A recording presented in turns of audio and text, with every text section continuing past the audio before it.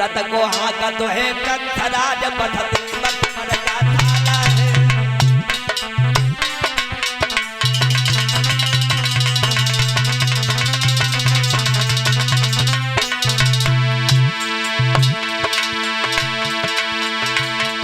रत में देवकी जाय रही है, पीछे से गुणगाना है।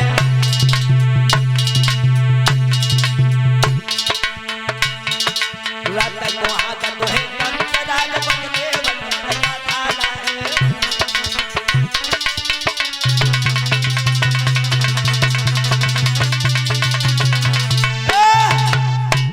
जिस समय भोजराज कंस अपनी बहन को हर्षोल्लास से विदाई कर रहा था, उसी समय आकाशवाणी हुई भोजराज कंस,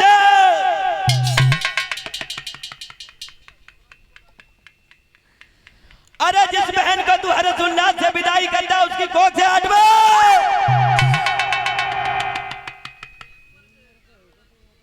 जिस समय भोजराज कंस ने आकाशवाणी सुनी है तो आंख फटी की फटी रह जाती हैं। भोजराज कंस ने जो आवाज लोगों सुनी है, उठी एक कदम आवाज, भैया आवाज क्रोध करो भारी, जग के संग पकड़ के पहनारे के रथ में तो रथ उतारी।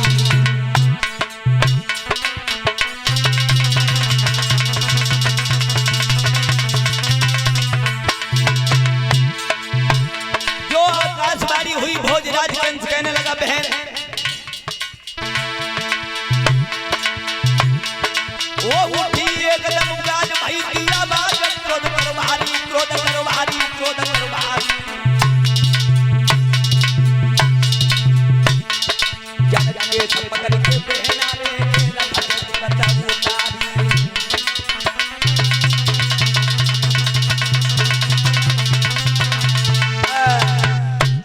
जो आकाशवाणी हुई है, भोजराज कंस ने देवकी की केस पकड़े,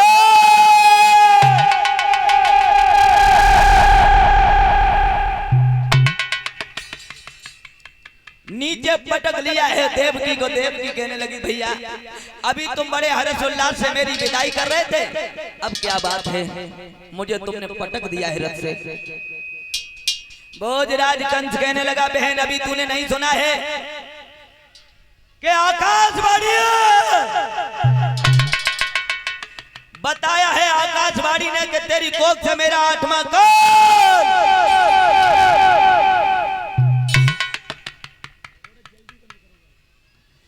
उसी समय जो है भोजराज कंस कहने लगा बहन तुमने सुना है, आकाशवाणी ने बताया है कि तेरी कोख से मेरा 8वां काल पैदा होगा।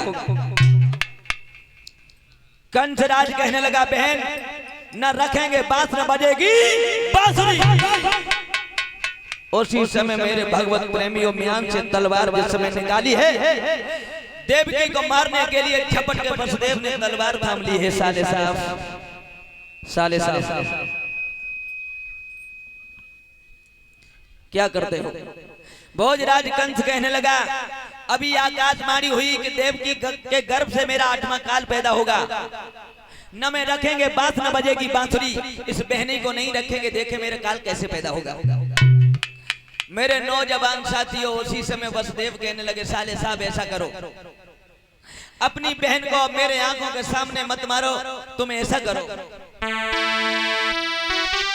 तलवार हनो मेरी गर्दन में, जब मेरा प्राण खो जाएगा मेरी बहन रड़ा को खेबेगी जब रड़ा।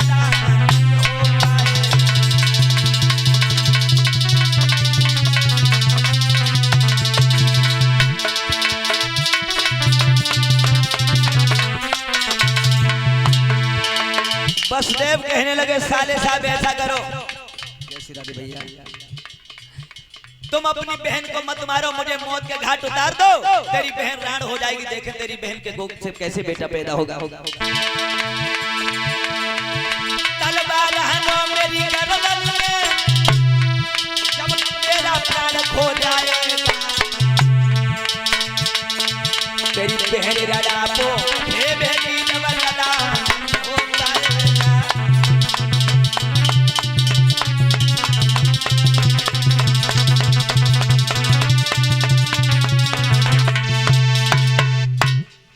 उसी समय मेरे भगवत प्रेमियों वसुदेव कहने लगे ऐसा करो, तुम अपनी बहन को छोड़ दो, मुझे मौत के घाट उतार दो।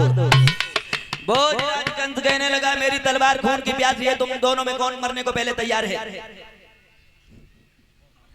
उसी समय जो है वसुदेव कहने लगे ये बताओ भोजराज कंस, तुम्हें अपनी बहन से खौफ या जो तुम्हारी बहन के कोख से बेटा पैदा होगा उससे?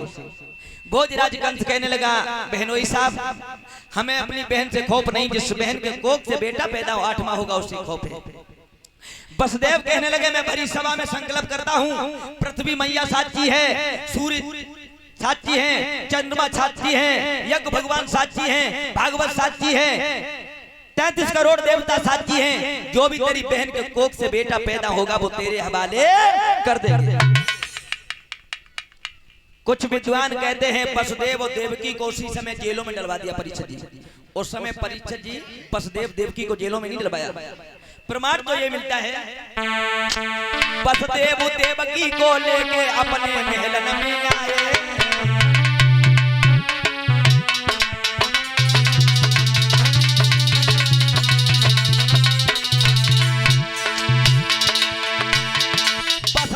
देवकी को लेके अपने महल में आए, और कछु दिन को समेरे मन पे बिताए।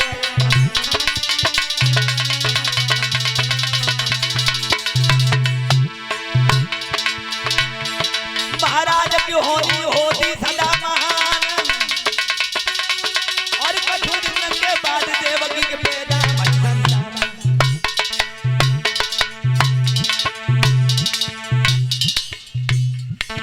पहलो बेटा भाओ देवकी दिल में अरदानी, जाग पहलो बेटा भाओ देवकी दिल में अरदानी।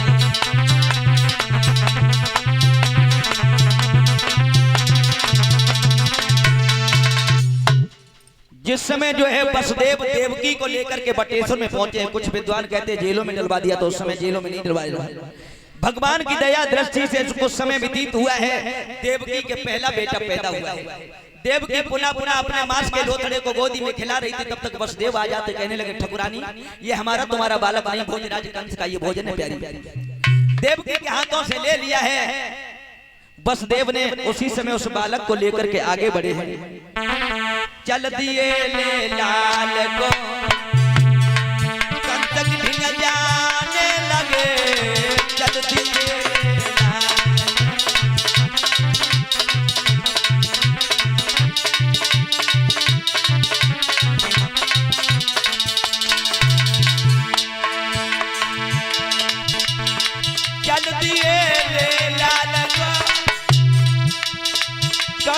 ढिग जाने लगे,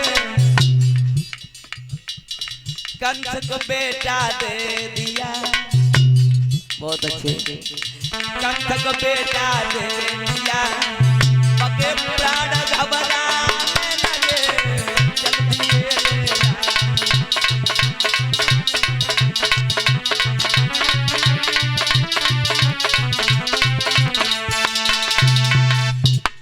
जिस समय जाकर के वसुदेव ने अपने साले भोजराज कंस को बेटा दिया, कहा ऐसा करो कंसराज, ये तुम्हारी बहन देवकी के पहला बालक पैदा हुआ वो तुम्हारे हवाले है। भोजराज कंस कहने लगे बाहरे बहनोई साहब, मैं समझ गया आप बात वाले निकले हो। सूरज तीरण पे चढ़ के दीवे की आस करे कबहुना, अंडन में बंड बबूल पके लटके चटके कबहुना, और ऐसे ही बात असीलन की मोह से कह के बदले। वसुदेव कहने लगे साले साहब हम उनमें के नहीं हैं, मुख से निकली हुई बोली और बंदूक की गोली कभी वापस नहीं होती। भोजराज कंस ने वो बालक ले लिया है और पुनः पुनः बालक की तरफ देख रहा है। भोजराज कंस विचार करने लगा बहनोई साहब ऐसा करो, आकाशवाणी ने बताया है कि मेरी बहन देवकी की कोख से 8वां बालक पैदा होगा, ये तो पहला बालक है, ऐसा करो ये इस बालक ने मेरा कुछ नहीं बिगाड़ा, इस बालक को ले जाओ। बोलो वृंदावन में हरिलाल की। पहला बालक जो है लौटा दिया है, और जाकर के वसुदेव ने बटेश्वर में देव की आंगन में बुरी तरह चीख रही थी अपने बेटा के लिए, जय श्री राधे, और जाकर के हवाले कर दिया है। देवकी कहने लगी प्रभु हमारी उम्र हमारे भैया को लग जाए, ऐसे मेरे भैया को अगर दया आती रही तो लोगों हमारा हर बालक बच जाएगा। श्री सुखदेव जी समझाने लगे, हे राजा परीक्षित, उसी समय जो है प्रमाण तो ये मिलता है कि ब्रह्मापुत्र नारद ने बीड़ा उठाया, भोजराज कंस की कचहरी में पहुंचे हैं। जिस समय कचहरी में पहुंचे हैं तो भोजराज कंस ने देखा है कि आइए भगवान आइए, बड़ा सौभाग्य संतों का पदार्पण होता है। उसी समय ब्रह्मापुत्र नारद को ऊंचे सिंहासन पे बिठा लिया है। नारद मुस्कुरा के बोले, कंसराज और तो कुशल है? कंसराज कहने लगे, गुरुदेव अपना तो कुशल है लेकिन अपना बताओ। नारद मुस्कुरा के बोले, कंसराज कुशल तो नजर नहीं आता है, तुम्हारे चेहरे पर उदासी है, कारण क्या है ये बताओ कंसराज, कोई नई खबर? कंसराज कहने लगा, गुरुदेव ये तो नई खबर है, अभी हमारी बहन के बेटा एक पैदा हुआ था, हमारे बहनोई उस बेटा को लेकर के आए थे, तो हमने विचार किया है कि आकाशवाणी ने बताया 8वां काल है, भला ये पहला बालक हमने लौटा दिया। नारद कहने लगे, कंसराज तुम्हारी गलती नहीं, तुम्हारी मौत आ गई, तुम्हारे दोष नहीं है। जब चतुर चूकता है तो 3-3 ठोकरें खाता है, तुम्हारा दोष नहीं है। ब्रह्मापुत्र नारद ने एक फूल लिया,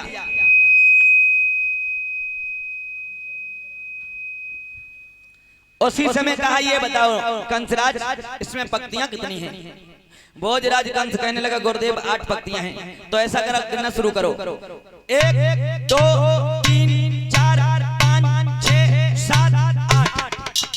अब इसे उल्टा गिनो, 8 7 6 5 4 3 2 1। तुम्हारी खोपड़ी में कुछ मसाला है कि नहीं कंसराज? 8वीं पहली हो सकती, पहली 8वीं हो सकती, हर एक पत्ती 8वीं हो सकती, हर एक पत्ती पहली हो सकती। भोजराज कंस ने लोगों छलांग लगाई है और बटेश्वर में पहुंचा, जहां देवकी अपने मांस के लोथड़ा को खिलाती थी। जाकर से छीन लिया है और पेड़ पकड़ कर जिस समय पृथ्वी में मारा तो मांस के लोथड़े उड़ गए।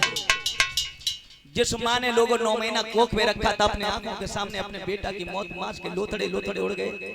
श्री सुखदेव जी समझाने लगे, हे राजा परीक्षित, इस तरह भोजराज कंस ने देवकी के 6 बालकों को मौत के घाट उतार दिया। बोलो वृंदावन में हरि लाल की। जिस समय 7वां बालक आया है, योग माया द्वारा रोहिणी के घर में पहुंचा दिया। बोलो वृंदावन में हरि लाल की। उसी समय जब 8वां बालक आया है, तब भोजराज कंस ने वसुदेव और देवकी को जेलों में डलवाया। 8वें गर्भ की बारी है, कंस के यहाँ तैयारी है।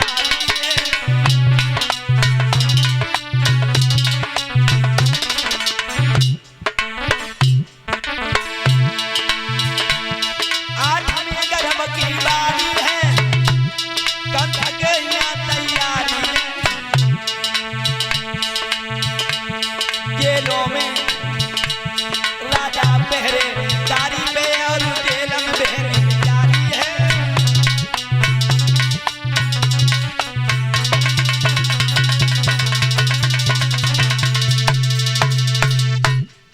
उसी समय वसुदेव देवकी को भोजराज कंस ने अपनी जेलों में डलवाया था।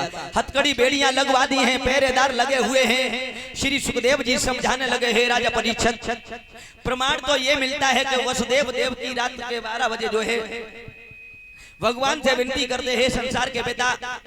भोजराज कंस ने 6 दिन का भोजन सड़ा हुआ वसुदेव देवकी को देता है कि इसके गर्भ से कोई पौष्टिक बालक न पैदा हो जाए। देवकी वसुदेव को नींद नहीं आती, रात के 12 बजे एक दीवार में पक्षी नजर चमकने लगी है। वसुदेव देव की विचार करने लगे, ये क्या है? तब तक भगवान ने विराट रूप रखा है चतुर्भुजी भगवान का। बोलो चतुर्भुजी भगवान की। शंख चक्र गदा पद्म लिए हुए भगवान कहने लगे, तुम क्यों घबराते हो? हम आपकी सेवा करने के लिए आएंगे, और ऐसा करना जिस समय हम तुम्हारी गोद में आए तो मुझे सूप में रख करके, अटलिया में रख करके मुझे ब्रजमंडल में पहुंचा देना। बोलो वृंदावन में हरि लाल की। उसी समय भगवान जो है शिशु बन करके देवकी के गोद में गिर जाते। बोलो वृंदावन में हरि लाल की। बड़े प्रेम से सभी लोग बोलेंगे, बातों की रात काली धूकी रे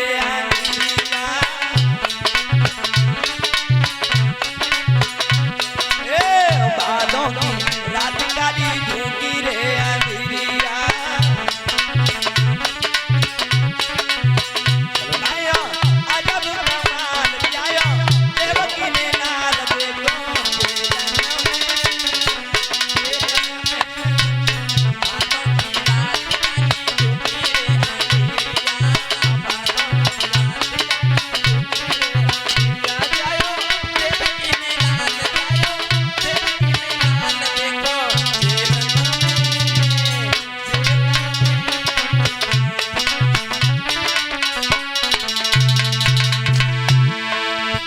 अद्भुत साथी पैदा है गई जेलन के दरमियान हो। अद्भुत शक्ति पैदा हो गई जेलन के दरमियान।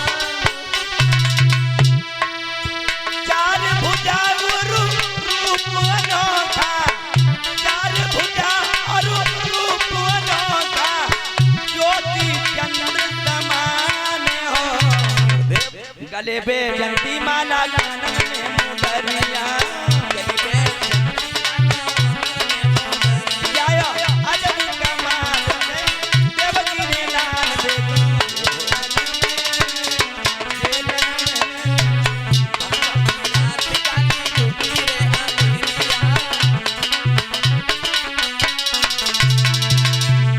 ले आओ बादों की याद काली झूठी रे अधीरिया। जायो देवकी ने लाल देखो देखो बादों की रात काली झुकी रे अंधेरिया, बादों की रात काली झुकी।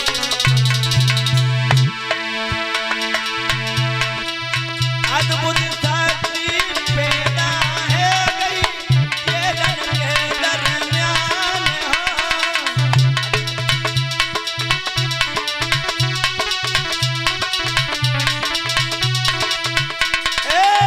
अद्भुत शक्ति पैदा है गई जेलन के दरमियान हो। चार भुजा रूप अनोखा, ज्योति चंद्र समान हो। गले पे जंती माला कानन में मुंदरिया,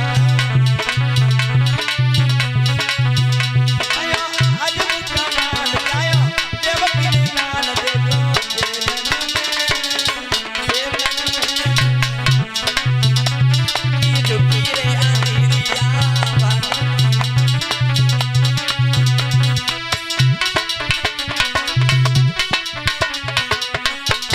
हो।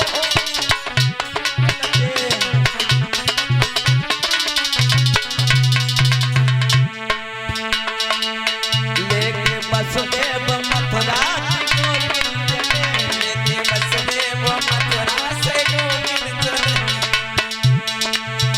माँ की ममता खड़ी देखती है, माँ की ममता खड़ी देखती रहेगी। वो लाइन में जाती काय उधर बैठ गई।